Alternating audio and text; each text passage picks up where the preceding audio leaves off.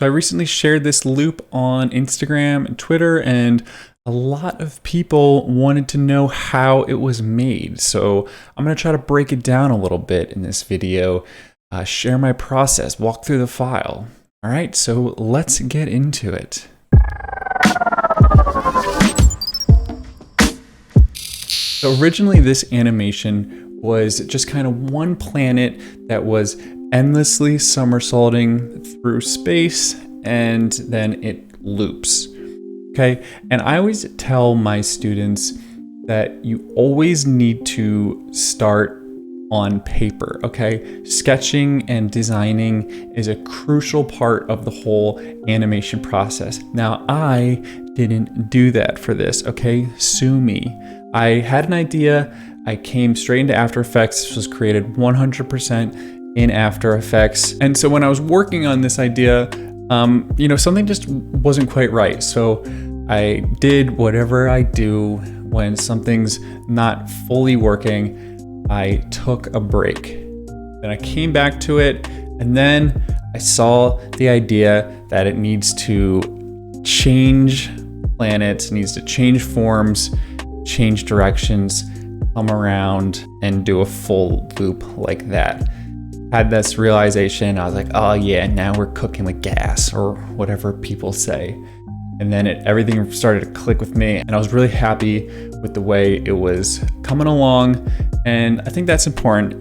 You don't need to impress anybody else. You just need to impress yourself. You just need to be happy with what you're making. And I'm happy with it. So it doesn't matter what anyone else thinks, because I like it. So that being said, let's take a look at the actual project file now, and I'll show you around.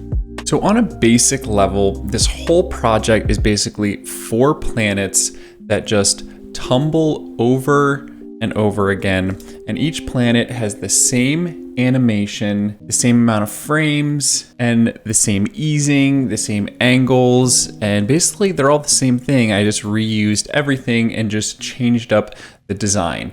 And what we're doing is what's called a match cut. So at the peak of the animation, so right here when things are moving the fastest, we're gonna cut between each planet sequence. So what that's gonna look like in our main composition is right here, boom, we cut. Right here, and then we rotate, and then we cut, and then we rotate, and then we cut, and rinse and repeat. So by keeping everything the same, it's really easy to just line things up in our main composition. So each planet is made up of just a few simple effects.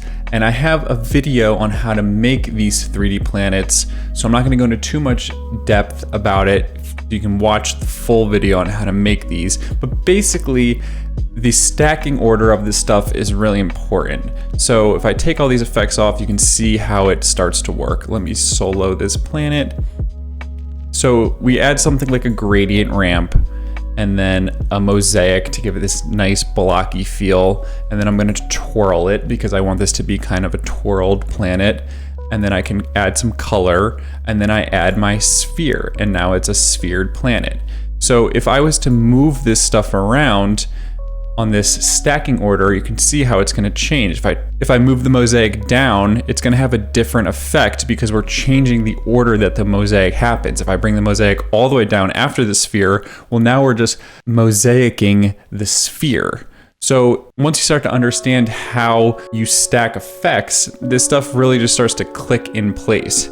Now the rings are just ellipses, 3D ellipses that are just rotating around, and each one has a mask like this, a 3D mask that's just gonna hide it and show it behind the 3D sphere. Maybe there's a better way to do it, but I couldn't think of it, so that's just how we're doing it. And then you can just add really weird effects. So like we have this disco planet, and if I take off some of these effects, we're starting out with a gradient ramp again, and then we can add something like fractal noise. Fractal noise you can make evolve randomly, constantly over time, and then we can add a ball action, a CC ball action that is evolving with the fractal noise. The fractal noise is driving this ball action. And then we add our mosaic again to this. Everything below it is now driving this mosaic. Then we add our sphere to that. Now we have this kind of hollow sphere planet, and then we just add some color to it. I didn't plan on making this planet look like this. I just added some effects to it, knowing that I could, make some fractal noise move around, and then I just started throwing stuff together and see what sticks. So there was no big master plan here to make this planet. I just knew I wanted to make some weird stuff. And this is where it ended up, and I liked it. And I know people want to know about the black hole, so let's go through this. We got a glow, simple glow here, just some blurred stuff. Then we just add a black hole. Nothing special about that on top to give it that nice hole. And then for the gas, let's see what we got here. Take everything off. We got a fractal noise again, just some nice constant evolution. Twirl it up a bit, add our sphere to it. Now we have something that kind of resembles gas. We want to pull out some of the black values to make it transparent. So we're going to shift those channels out, add some color to it, blur it up. Then we want to add a turbulent displace to make it feel gaseous. Gaseous. And then I'm going to add a CC lens to it and animate that in and out to really kind of just feel weird. Then we're just going to throw them all in the timeline, chop them together, spin them around, and we got something good. Now, we need to make them feel like they're traveling through space, right? Because there's no movement here. So what I did was I made a little star field, okay? Now, a star field on its own is nothing special, but you can get clever with the really basic After Effects CC effects. So to make it feel like we're traveling through a full star field, all we got to do is attach 4 starfield comps together like this, attach them to a null object here, and then just pan them around a scene with the rest of our planets like this. So why use 4 instead of one big one? Well, good question you're asking.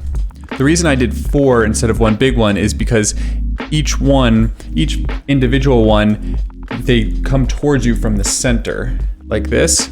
So this way, when we're resting on each individual one, it'll feel like you're still moving towards the center. And you don't notice the edges here. I mean, you can kind of see them if I zoom in. You don't notice those split edges when you're moving quickly, and they're gonna get hidden from the blurring and all the action that's happening, but I like that kind of constant drifting towards the star field that's happening. It's a stylistic thing. You gotta make these stylistic calls. And then we can just add an echo on top, like this. Add a bunch of echoes, bring the time down, and then we have that nice drag that's gonna happen. I just like to put echo on an adjustment layer over top, and then you can just turn it on and off. So now we have a midground, the planets, and the background, the stars, but it feels like there needs something in the foreground. So what I'm gonna do is add another layer of stars in the front. So in this case, it's going to be just more stars, which will look like this. Okay, we're gonna just drag more stars in each direction that matches the movement that's gonna happen. So left, right, up, down, etc. Like this, nothing special to it. Just really simple position movement. And then we go back to our main comp here. And then I'm just gonna add another instance of echo to this. So it'll just look something like this. And it gives it that nice cool drag. And it's also gonna help hide our transitions a little bit more too. So every time there's a little cut here, we have all this echo drag over top, boom, helps hide it. And then one more thing I'm gonna add is this CC lens effect here, which kind of gives it like this camera lens distortion. You see it a lot in space movies, Interstellar, something like that, when you're doing like a warp drive effect. And I'll just keyframe this kind of up and down according to the action. So I have all these action movements, the stars jumping, the rotations happening, and they're all happening in line with each other, okay? So the echoes come up and down, the lens comes up and down, all at the same time to really feel kind of uniform. Now finally, this is going to bring us to our main composition, where we're going to add all the final touches, textures, the camera blurs, the camera shakes. This is where the magic really happens, in my opinion. Okay, so we look, right, ready? This is before, and then this is after. And it's subtle, but there's a lot going on here. So what I like to do is I'm a sucker for chromatic aberration. I probably overuse it, but I love using it. When you split your channels into red, green, and blue, then what I'll do is I will make what I call a wiggle controller. And this wiggle controller, I'm gonna keyframe so that at each kind of high point of the action here, so at each kind of warp jump, the sliders are gonna increase in value and then die back down like this. And so if you look really closely here, you'll notice that the camera is gonna shake more like this. It's gonna shake, and the colors are gonna separate a little bit more. Here, if you look like right here, you can see how the reds and blues are really splitting here compared to like this. They're not really that separated. So how I do that is if I open up each of these layers, I have their positions all linked to this slider. Their wiggles are all linked to that slider. One of my other videos touches on this, so you can check that out. But I think that this kind of uniform shakiness just really helps kind of add a subtle little touch to everything. So then from there, we'll just kind of add some texture layers, some curves and adjustments, some little blurs. And I always like to add sound to my videos. It's a very important part to any motion graphics piece. So I sent this off to Jeremy Solid, did a great job adding some nice sound to this video. I will put his link in the description. And that's really it. Then it's